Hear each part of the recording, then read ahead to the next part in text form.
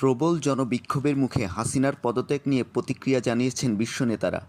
তারা গণতান্ত্রিকভাবে নির্বাচিত সরকারকে যত দ্রুত সম্ভব দায়িত্ব নেওয়ার আহ্বান জানান। গতকাল সোমবার জন আন্দোলনের মুখে পদত্যাগ করে দেশ ছেড়ে পালিয়ে যান আওয়ামী লীগ সভানেত্রী শেখ হাসিনা।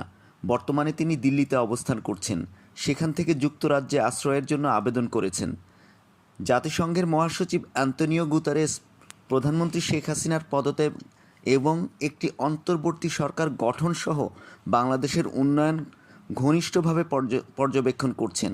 তিনি সব পক্ষকে শান্ত ও সংযমের আহ্বান জানান, একটি শান্তিপূর্ণ, সুশৃঙ্খল ও গণতান্ত্রিক পথ উত্তরণের উপর জোর দেন।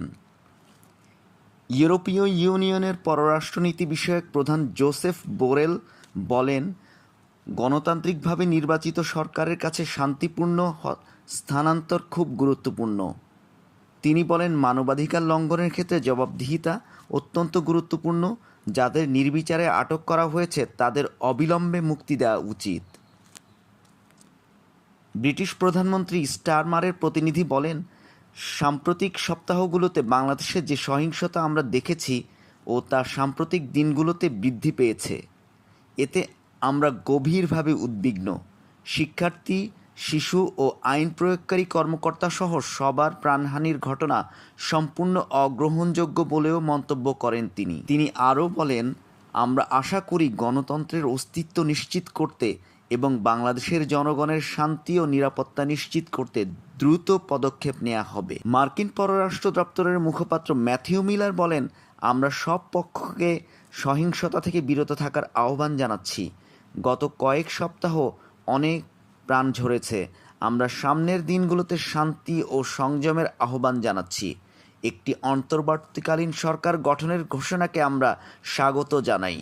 আমরা বাংলাদেশের আইন অনুযায়ী যে কোনো পরিবর্তন পরিচালনা করতে আহ্বান জানাচ্ছি। That Prime Minister Hasina resigned from her position and departed Bangladesh. We are monitoring the situation carefully. The United States stands with the people of Bangladesh. We urge all parties to refrain from further violence. Too many lives have been lost over the course of the past several weeks, and we urge calm and restraint in the days ahead. We welcome the announcement of an interim government and urge any transition be conducted in accordance with Bangladesh's laws. Finally, we are deeply saddened about the reports of human rights abuses, casualties, and injuries over the weekend and past weeks. We share our deepest condolences with those who lost loved ones and those who are suffering.